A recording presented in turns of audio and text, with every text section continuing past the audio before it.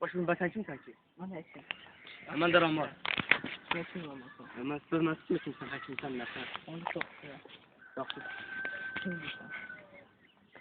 Hayır bile. Ağrıyorsun. Sen niye bana karacaksın? Ben de karacağım onu. Davay sefasını dedin. Hayır. Ya çaçıyorum lan sonra yüzümüze durmayın ha. Ha. Ay yok kızım ha. Davay sefasını dedin. Casım sopası meydan ama. Göreyim ona. Sen cidden on kava. Aman beşem oldu casım bir. Sağ. Ne olup bir de mesafede sefasını dedin. Elin ona. Yok çok zengin. Benim de çok iyi.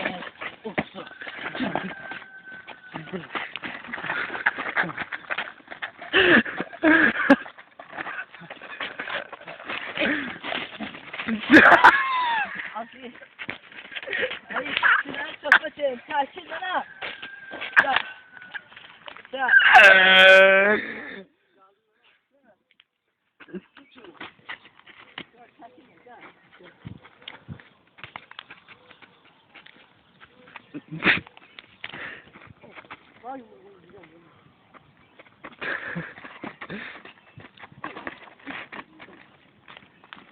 Daha hiç açılmadın ha.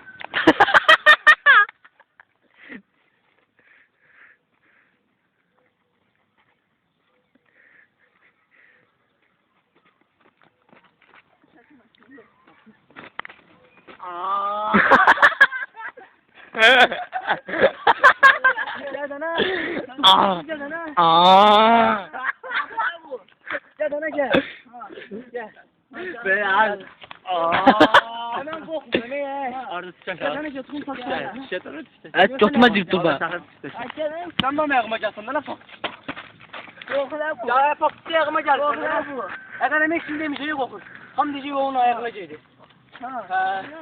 Cadana biraz da cadana hele. Korkla bu. Korkula bu. Bir sohbet yeri var. Avasta bu. Abbas. Avşak neydi abi? Sev arvaz şak. Ayak. Basın Allah cezam.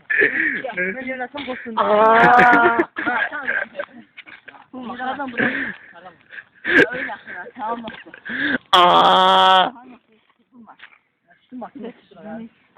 Yaxşı. Gel. Bırak abi.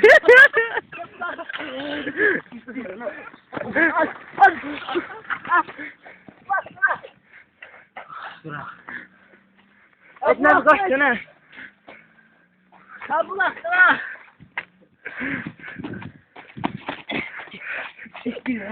Abi ne var?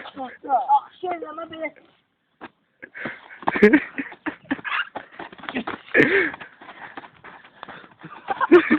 Hadi şuraya bak. Ne var? Bak sana kulaklarım çıkacağım Murat. Anam oğlum.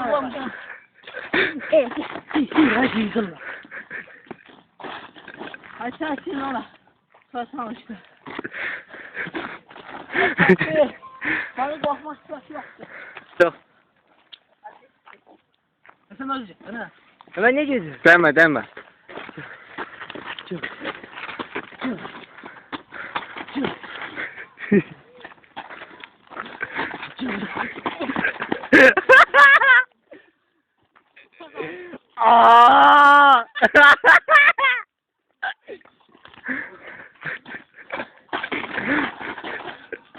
Hadi yapsana.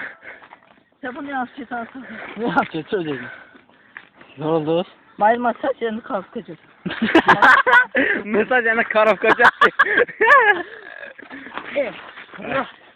Eskisi lan ha.